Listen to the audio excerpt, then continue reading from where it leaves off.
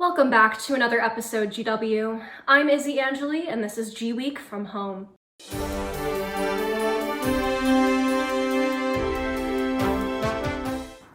GW continues to make national news in regards to Jessica Krug, an associate professor in the history department who admitted she falsely claimed various Black identities throughout her career. Krug grew up as a white Jewish child in suburban Kansas City attending private school.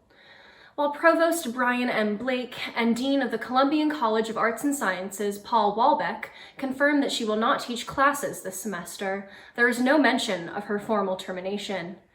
Students on Twitter are speculating it could be related to her tenure. Those enrolled in her courses are being provided with alternative coursework opportunities. GW's history department has since called upon Krug to, quote, resign from her position as associate professor of history at GW. Failing that, the department recommends the rescinding of her tenure and the termination of her appointment, end quote. The Washington Metro Rail Safety Commission released a report on Tuesday detailing a toxic workplace environment at the Metro's operations center. Sexual harassment, racism, bullying, and mismanagement were reported. Additionally, the report mentions structural issues at the agency's Rail Operations Control Center. In the 1980s, federal investigations were conducted after recurring issues were reported. According to the audit, ROCC has continued to mishandle and dismiss changes. Metro now has 45 days to begin addressing the findings identified. As universities attempt to bring students back to campus, they are facing new and unprecedented challenges. Some schools across the nation are closing their doors after COVID-19 cases are spreading throughout campus. With more details on different campus responses, Benjamin Pearl has the story. With the coronavirus pandemic continuing to spread across America, colleges and universities have faced the tough decision of whether or not to allow students back on campus this fall. There's no easy choice for school administrators who have to balance not only the enrollment of students, but the fate and reputation of their institutions going forward. George Washington University switched to an entirely virtual fall semester. Except for students with extenuating circumstances such as lab classes, campus is a no-go, and students must attend classes online. These vibrant campuses now have an eerie feel, as classrooms remain empty and common areas are closed off due to social distancing guidelines.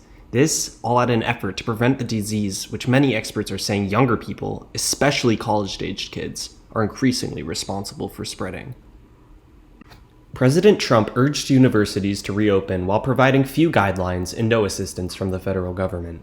Colleges now face the tough challenge of combating the virus on campus on their own or sending students home for distance learning.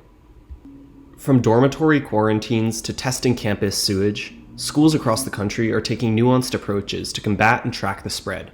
Some schools, like Colby College and Boston University, are doing daily COVID tests, while others are utilizing screening stations to check the students' temperatures. UNC Chapel Hill initially didn't test students, but following hundreds of positive cases, the university made the decision to switch to remote instruction after just 1 week of in-person classes.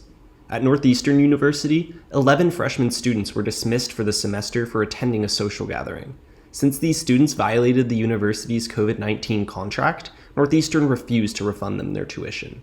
Syracuse University also had to crack down on students violating their coronavirus policies, placing 23 students on interim suspension.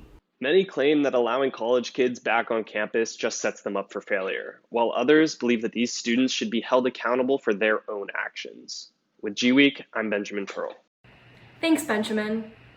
Australian journalist Chang Li, who has been detained in China since August 14th, is being held on national security concerns, according to Chinese officials. The announcement followed after the last two journalists working for the Australian media in China flew home after a 5-day diplomatic, quote, standoff, end quote, according to BBC.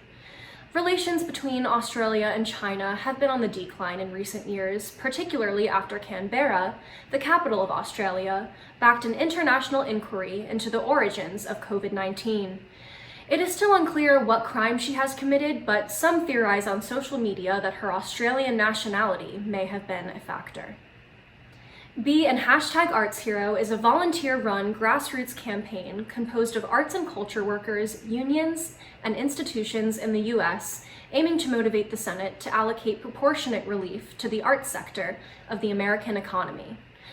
It recently designated Monday as a nationwide day of action called Arts Workers Unite. Socially distant demonstrations were held in front of U.S. Senate offices in all 50 states and the Capitol building in D.C. This all follows recent statistics of 62% of art workers reporting unemployment and 94% reporting income loss. Well, that's all we have for this week. Don't forget to visit GW-TV.com and follow us on Instagram at GWeek News for more. From our homes to wherever you may be, stay healthy, GW.